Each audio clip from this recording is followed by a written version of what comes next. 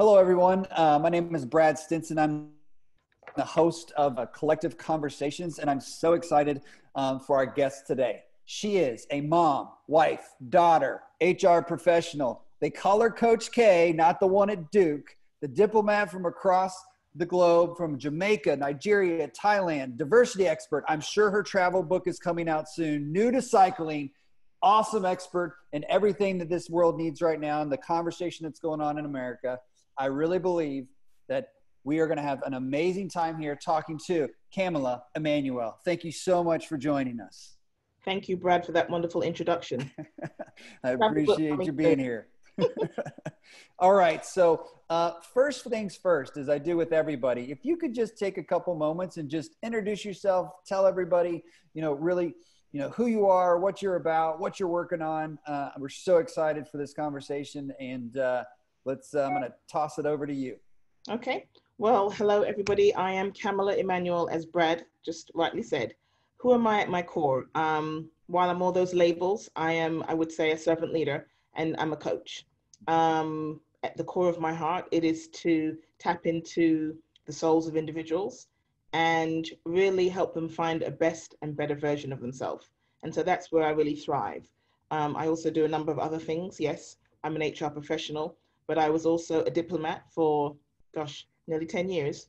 And so I've lived in all those countries that Brad spoke about, working backgrounds in immigration, dealing with employee engagement, going to countries, looking at problems and issues, fixing it, and after 3 years, moving on to the next country. So that brought me to the US about 9 years ago, where I have been focused on employees and HR and leadership development for a large metropolitan police department.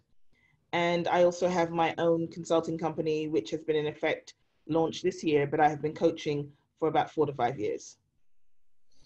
Awesome. Thank you so much. And, can you just really talk to us about some of the topics that you're kind of getting into right now and some of the things that, you're really leaning into and sharing with the world? And you recently shared on TV recently, which is amazing, but just some of the topics, and we'll obviously get into those as we go.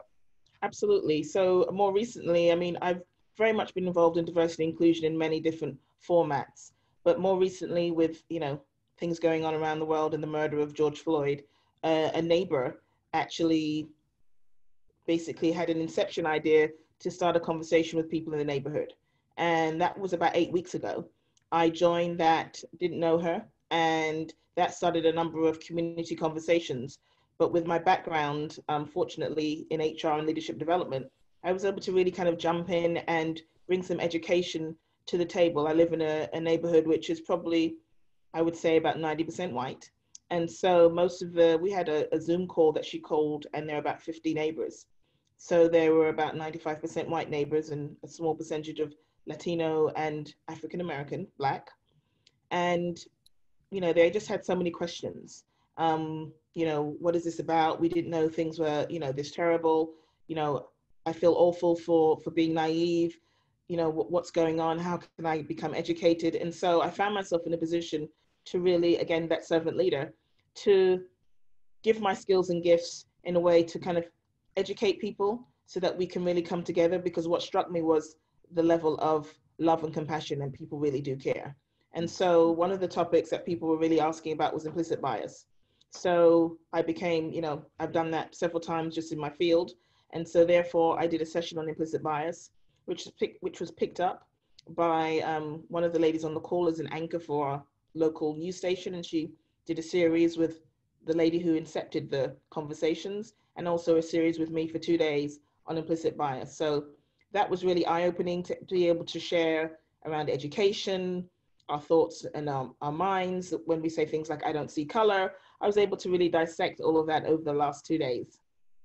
And that is just awesome and unbelievable. I think that, I watched that, one of them, and I even showed it to my wife and my kids, and I was like, listen to this guy, so it was very helpful. So maybe we'll get into some of that topic today, but, one of the things that I really want you to talk about is, we're in this world, and you talked about George Floyd, and, why is diversity, and as you say, inclusivity, inclusion, and belonging, because that's a key point there, important to really where we're at today, and just, help people understand that better and more, and just share with us your thoughts on that.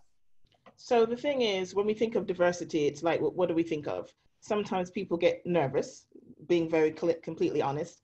When you say diversity, sometimes people think, oh, enforce quotas. Diversity is just, to me, the simplest definition is a blend of individuals or thoughts or events which are different that you bring to the table, and you give a diverse set of mind. So you don't want everybody at the table to think and be exactly like you. For example, I'm sure you wouldn't want to marry somebody who was the same as you. You've married, I hope, an opposite. Opposite, yes.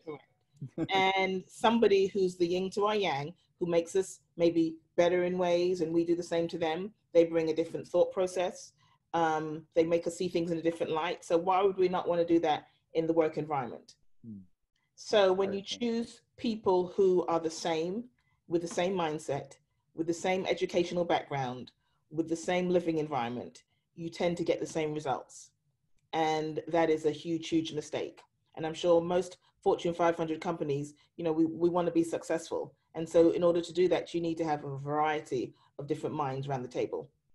Yes, that's fantastic. When you talk about inclusion and belonging, can you share about, on those two? Because those are very important to this discussion as well. So we want to make sure that when we are talking about diversity, first of all, explaining to people who sometimes get nervous, because again, I said people sometimes think this is quota. Oh, that means that they're going to get a certain number of race and it's a type of affirmative action. Diversity just means that we are being thoughtful, that we are making sure our organization is representative of the world, okay? And it's not just the same. And so typically sometimes in organizations, it's a very much a, white male dominated, particularly in roles and levels of leadership. Sure. And it's not just race, it's also women. It's inclusion in terms of same sex. It's inclusion in terms of those who are less abled and may have some special needs that they may need adjustments to. So it isn't just about race.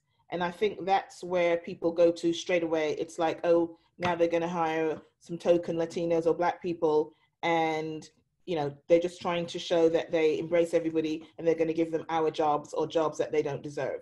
I think that mindset can be very negative and it can create much a bad feeling. When I go on to talking about belonging, I think people focus on the diversity and inclusion because that's it, D&I. That's what you kind of hear. Yep. How can we make our organization, particularly in these times right now? Everybody is scrambling. You see lots of job vacancies for diversity directors, diversity inclusion officers, diversity CFO, and people are looking to diversify their organizations because this, murder that came about 2 months ago has increased the conversation, not just in America, but around the world. Sure. So people are taking a look at their organizations and they're like, oh my gosh, how diverse are we? How inclusive are we of people who don't look like us? Mm-hmm. And so the trend has become, but I think the one piece that people are forgetting about are the B, which is belonging. Sure. And so it's great to think about making your environment more inclusive. However, are you thinking about how those individuals will feel when they join your company? Yeah, I love the belonging world, words, not world. So, and I think that as you think about that, people don't want to be a part of something, they want to belong. I challenge, and I think there's an old quote, it's not coming to me now, that talks about, people want to belong to something, and like you said, how do you do that with different views? How do you do that, with different backgrounds, whatever the color, doesn't matter, whatever, gender, but making sure that that's going to, everybody's experience, everybody, who their parents were, where they were raised, what countries they lived in, who their leaders and mentors are, those are all important to a discussion. And I think that when you can bring that to the table and do it in a safe way, with certain boundaries in certain areas, I think that, man, you can thrive as an organization and really see happiness come kind of bubble up there. So I think that belonging is a huge point, huge part of that. But I understand the need for the D&I, especially right now. But I think adding that B to it is so important, and I love it. So when you're thinking about the workplace and you're thinking about because a lot of people that'll be watching this, are in a workplace, or, they have a leader, or, they maybe have an organization that, to your point, they check the box of it. It's not like in it, so what would what are some of the things that you're maybe seeing out there, that need to happen in the workplace, kind of the why, and just basically all the people that probably you're coming into contact with, of how do they, whatever position that they hold in their company, how can they have an influence into this discussion? So one of the first things I'll say, I recently had an article done on me, I think it was about a month ago, a few weeks into the situation around the country. And one of the questions we talked about was a large, well-known, let's just say coffee organization who, first of all, they weren't allowed to wear a certain T-shirt. Then they were then buying the T-shirts for those individuals in regards to Black Lives Matter. And some of the backlash around it is in terms of, why did they change their mind? So I always ask kind of my view on it.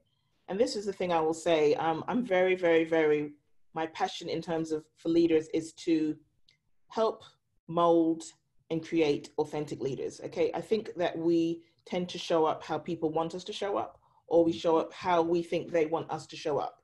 It's like a rat race. And so one of the things I said, my views were on, it doesn't matter if you change your mind on something.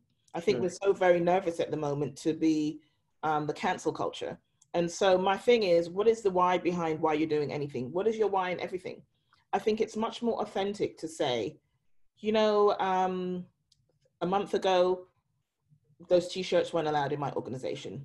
I didn't get it. I didn't get, let's say, for example, why Black Lives Matter. I think all lives matter. I hear that statement all the time. So if it was all lives, I think all lives, so therefore I must think these lives matter. Mm-hmm. And so I think it's okay to admit and realize that, wow, you've had an awakening. And I think people respect the authenticness of saying, I didn't get it 2 months ago. I hold my hand up. Yeah. Because any leader wants somebody, to me, if you look at a leader who says, hey, I made a mistake, but this is what I'm going to do. I respect that, because that shows me that I can make a mistake and that I can come back from it. And so the why behind, well, why are you making the change now? So why do you now decide that diversity and inclusion is important? Why do you decide that we need to have unique minds? We need to have people of different backgrounds and cultures and genders and races and inclusion. Why do you think that is? And it could be just that, I've been in a bubble and, everything was going fine. It was great. I didn't think we had a problem, but I've been watching all this stuff on the media. I ordered a few books off Amazon and whoa, I realized that I have a whole load of privilege that many people don't. Yeah. So I want to do something about that. I want to educate myself. I want to do something different, and I want to make the start today.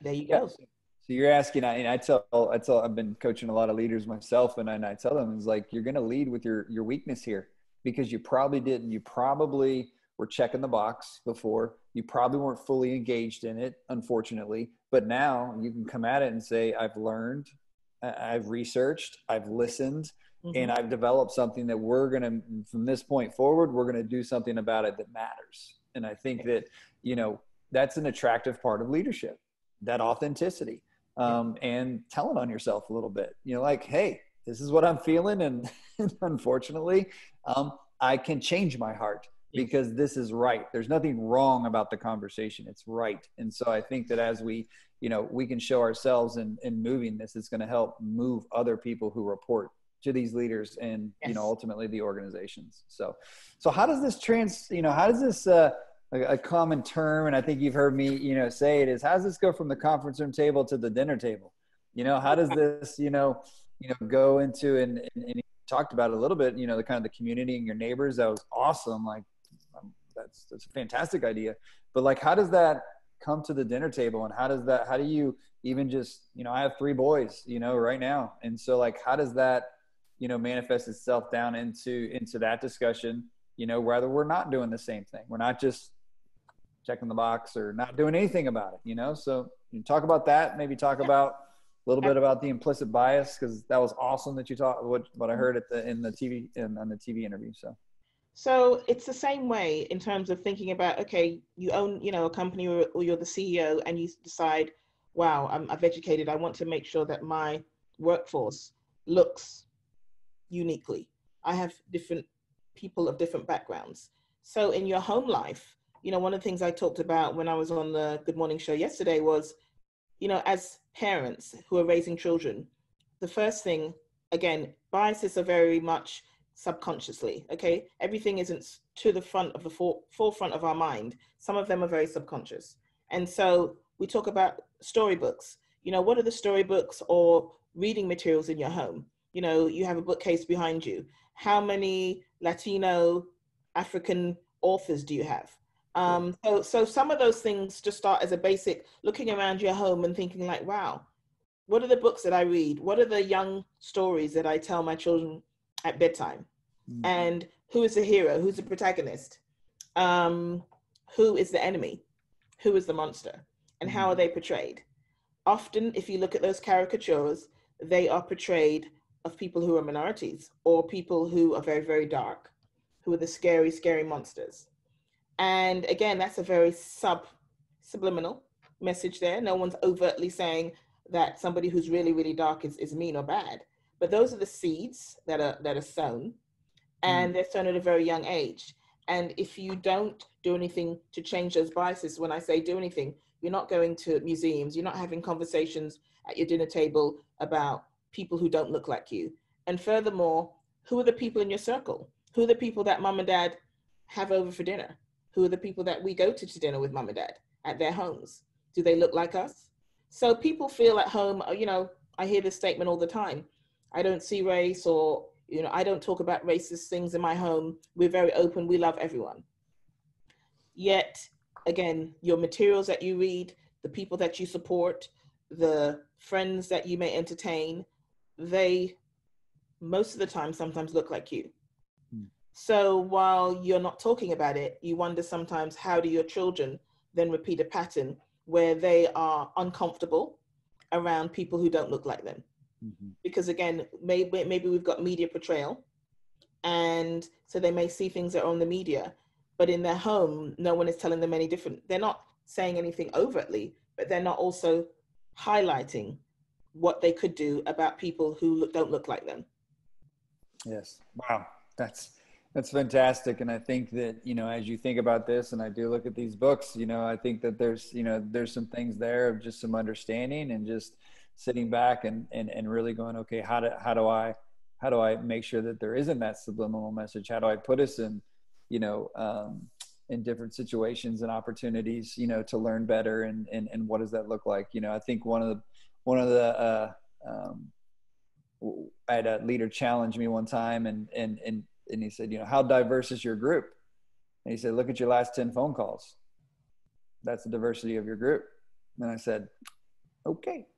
Are they all white? You know, are they not? Are they mixed? You know, like, what is it? You know, so are they all male? Are they female? Like, what is it? So I think that there's just even something so simple in what that looks like. So, you know, a lot of people, and I think, you know, from this, want to make a change. Like, they want to do something, they want to learn, they want to, you know, obviously, but we also know there's those ultimate, like, barriers, fears, feelings about all this. And, you know, what would you tell people that, you know, kind of see this and kind of agree with this conversation and know, like, what would you say to those real feelings and those real fears and stepping out, you know, in those ways, you know, because I think that, you know, I live in the South, and the South is different, you know. So I think that some people are hearing this and going, yeah, this is wrong. Like, I want to do something. But what would you say to their, you know, people who have those maybe, you know, workplace barriers or even, you know, fears about it and feelings? So the first thing I'd say is to get comfortable with being uncomfortable, okay? Mm-hmm. Because you've been very comfortable for a while, and it's absolutely okay. No one has ever died from uncomfortableness. So that's the first thing I would say. So you know that it's not fatal, okay? So once you kind of get, okay, it's not fatal, it may not feel good.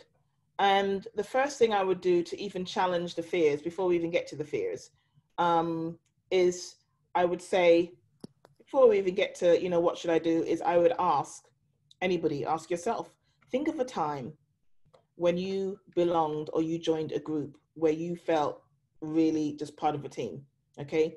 And you were embraced. It could have been at school, It could be your best friend. It could have been with their family. Just think of a time where you joined a group and you just felt like, I'm at home here. Wow, I can be myself. I'm just very, very comfortable.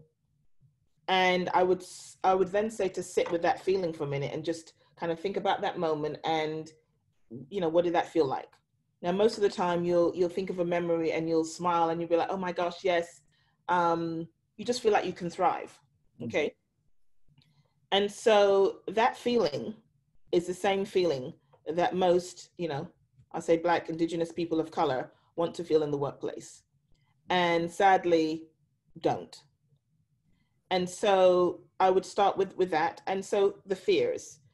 So there are many things that we fear, and for, CEOs and senior leaders, anybody who's in an industry that's very kind of cutthroat or demanding, I think knows how to deal with stress, has dealt with, multitasking, short demands, having to deliver, sometimes with no little time and very little funding. Okay, I know that's my life in government. Sure. And so under pressure, but you still perform. So I don't think the fear is something to be afraid of as a senior leader, because I think if you're truthful, you felt fear before. Now, this is a different kind of uncomfortableness. So, they say the acronym for fear is false evidence appearing real. How real are some of these fears? They won't be qualified. I've tried to get people of color in technology position and they never apply. Let's test those things. Sure. It's like, well, it's highly unlikely, we're just using technology as an example here. It's highly unlikely that there are, no minorities in that field. So where am I advertising? Am I advertising to attract an audience of people who are looking like most of the people in my organization? Or am I saying, you know what, where can I reach out? When can we advertise? Can we advertise in minority publications? Sure. When we're looking for graduates, do we go to the HBCUs, the historical Black colleges and universities, and to get some of those really smart graduates who are looking for some cutting edge roles? Do I partner with local community colleges? And so we need to start looking outside of the box. So I'm a very outside of the box individual. I'm very creative. I will make things happen, but it will not be on the straight and narrow lane. Mm-hmm. You have to be willing, and anybody who's the top of their game in their organization has taken risks. So this isn't even a risk. This is just doing something different. And so you have to be willing to start looking at your practices. First of all, how are you hiring people? Sure. And your senior leaders, holding them accountable, because naturally, if you're a leader or a COO, it's your senior leaderships who particularly are involved in some of these hiring decisions. Yeah. Making sure that you're challenging them, you're developing them, but you as a top set the stage for what the values are for your organization. Mm-hmm. And if you say you value and you want to make a shift, if this is a complete new shift, then they need to buy into that value. And there needs to be consequences for those who don't. Sure. Yeah, I think, go ahead. So I would say that, for me, a leader who says what they do and do what they say. Sure. Yeah, I think that when you're looking at different and we're looking at that, I think too, when you think about this, when you're kind of changing how you're doing some things and how you maybe, reaching out to get internships or bringing those, HBC college kids in and like creating a relationship that, feeds kids into that organization. If you're just as an example, I think that the thing here too is like, this is not like a short-term, fix or a short-term thing. It's like, no, you might not see results in this in 6 months, a year or two, but like the consistent effort in saying this is a priority and this is the way we're going to do things. I tell leaders, you go into a jungle a lot of times with a machete and you're cutting it through, and I think that you have to be okay with leading that charge. And I tell them, and I'm very, passionate about outside the box and going different ways. But I think to your point, this is something that might take a little bit longer to produce fruit. And I think that you got to stay in it, and it's going to be tough along the way, and leaders got to be prepared for it. But that's why you're a leader, and that's what I say. So if I asked you, because a lot of people here are probably going, well, what do I do? What are the first steps? Like if you said, to an organization that really wants to commit to this, that wants to make a change and difference, what are kind of the top maybe 2 or 3 things with some bullets underneath that you would say, like, I would do this. Here's where I would start, and this is what I would do to get this conversation started so it continues for a long time, not just to check a box or say we did it. This isn't that anymore. This is a different conversation. This is a new day, a new dawn. Yes. And so, a line in the sand, and from, up until now, it was this way, but moving forward, this is the direction we're going. So for me personally, I mean, if I was coming to any organization, I would want to make an assessment and have a look at some of the data on demographics personally, to kind of educate, intelligently, to say, okay, this is where we are with your demographics. One of the things I would suggest is sending out a survey to find out. You really need to find out how your minority employees are feeling. And, if you have some, but you don't have some in senior leadership positions, the survey gives an opportunity for them to, put down their true feelings if it's anonymous. Mm-hmm. Sometimes people don't, because they don't think anything will change. So you have that wall. And then you need to start looking at, well, let's look at my leadership positions. Once I look at my demographics, and you might say, you might have people who say, we're very diverse. We hire people from all backgrounds. I'd say, well, how many women leaders do you have? Okay. And how many minority leaders do you have? You may have them at entry level. You may have them at maybe mid-managers, but senior leadership, let's see where they're at. Mm-hmm. And typically they're not there. So if you want to invest in those who have, we're not talking about employees who are not performing, but if you have employees who have given, years and hard work to you as an organization, but you don't have anybody that looks like them in senior leadership, I'd ask myself why. And to me, shame on you as a leader. Mm-hmm. If you have somebody who's been working with you for a long time and hasn't been able to climb the ladder, what are you doing to prevent that? And what are you doing to aid that?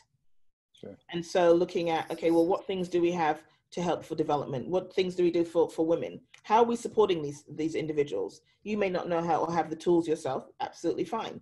So some organizations have set up employee resource groups for women, so that women can kind of get together and they give some sort of funding so that they can look at ways to develop and strengthen women so that they can be in a position to be placed in leadership roles.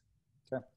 And so some of those resource groups are vital, even having one for minorities, and maybe, having speakers come maybe twice a year. You can have somebody like a Soledad O'Brien talking about her story as a, minority, and somebody in the media, and as a female. So you're hitting all those grounds.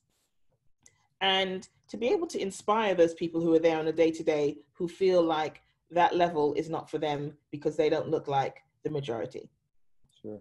Yeah. So giving them, and investing time in those things. I love that you said, like survey the group. We're a big, we do an assessment here, not that, but like with that. And I had some leaders at the beginning of this reach out, and, everybody's posting or the black post. And if you're not supporting and all this stuff. And I had a couple leaders reach out and be like, what should I do? Like, I'm like, how many black people do you have in your organization? And they tell me, and I go, why don't you go ask them? Correct. Why don't you sit down and ask them what they think, instead of making your own opinion that is probably biased, that is probably not from an informed decision, and you're just responding to what the world is saying or whatever. So so it's good to hear you say that, because I was like, that's the advice. I said, why don't you just go talk? Just talk and let them talk and listen and have a safe place to kind of share with you, what that looks like. And I think that, if it can be done to where it's not used against them, or, it's not, just like wiped, like, oh, whatever, that's not, I think that there's some things that unfortunately could happen, but I think that people are more engaged in having the discussion and sitting down and figuring out what they need to do.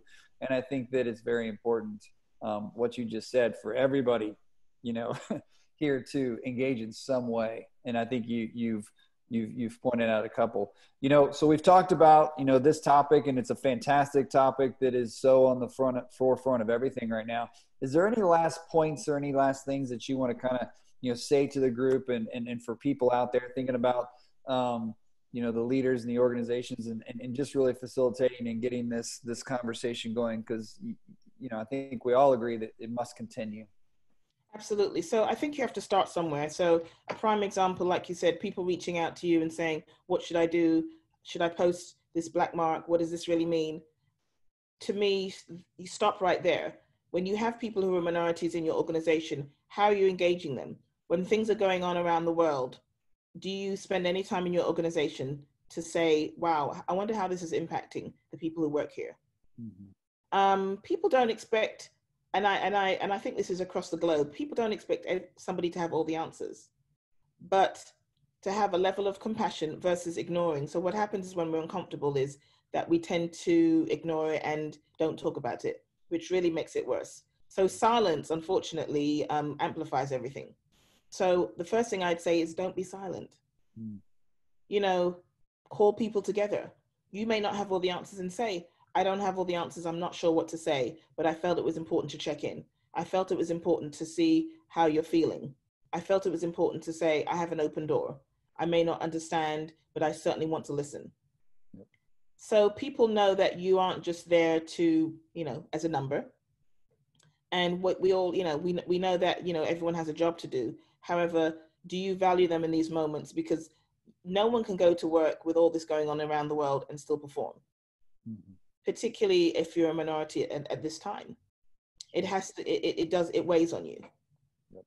No, I think that, what you said about thinking of the time, that we were all comfortable, and the team that we're on, we felt like we belonged. I think that was a great example, Kamella, and I think that we all need to think about that, because I can confess that when I can answer in my past organizations, I'm not sure, for, the Black people, the Hispanic people, the women, that I hope, I felt like that's kind of the cultures I create or want to create, but I feel like I want to know, and I feel like this is an opportunity to know if they feel like they belong.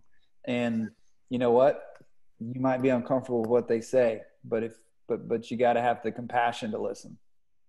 And one thing I will add on that, so belonging is very much a feeling, okay? Mm-hmm. And that is something that sometimes is taboo in an organization, because I would say that belonging is more powerful than any strategy, okay? Mm-hmm. It's an inherent feeling within yourself that you feel that the place that you step into every day values you, sees you, and wants what you have to offer. Now, if you can have those kind of individuals, then to me, it leads to better productivity, because people aren't always worrying about what people are thinking. They're not shut down. They're very much more open. And I think people would, if they started looking at the belonging and not so much focusing on the diversity, then you would see a different change in the employees that you have. Mm-hmm. Because it's a feeling that it's a universal, everybody in this world wants to belong in some form or fashion. Correct. So you have a tangible right there. Yep. No, it's good. So I think creating those type of atmospheres, those discussions, those conversations, and those initiatives are critical. So, Kamella, this has been amazing. So thank you so much. What I want to kind of end on is please tell people how to get in touch with you, reach out, tell them what you do, share with what you do. I'm so excited because we're creating a partnership that's going to help our clients and anybody else who reaches out to ultimately, help them with this and getting them started, and having somebody they can lean on like you to start this conversation and be their coach through it or lead it, so share with them what you're doing. I think it's super exciting and amazing and so needed for quite some time moving into the future. We're going to need this, as a piece. And let me just say, the way from my time with Kamella, just understanding the way that she coaches and where it comes from her heart and producing authentic leaders, I think all of us want that. And so, that's why we made, obviously this partnership, just because of who she is and what she's about. So please share what you do, how to get in touch, all that kind of stuff, and then I'll wrap it up. So again, I'm Kamella Emmanuel. I am the CEO and founder of Keep Evolving Consulting. You can find me on keepevolvingconsulting.com. That's all one word. You can also find me on LinkedIn under Kamella Emmanuel. You can also find me on Instagram under Keep Evolving Consulting. and also on Twitter under Keep Evolving Consulting. Please follow me on any of those platforms. I am a passionate individual who seeks to help people to understand. I've been developing some inclusivity checklists for organizations to really look around. It's a very basic thing. How inclusive are we? It's a short checklist that you can have a review at and think to yourself, either we do some of these or we don't do any of them. And that's okay, because at the end of the day, I want to partner and journey with you to make it a better place and to educate so that you do come out the other side as a winner. And thank you so much, Kamella. This has been super educating. I think that this is just kind of the tip of the iceberg. And I think I want, really encourage people to reach out to us, to Kamella, because, this is a conversation that's important. And it matters because, we are all, at the end of the day, we're all humans. And I think that we all want to belong and we all matter. And this is a conversation to do that. And as leaders, we must step up and lead that type of conversation.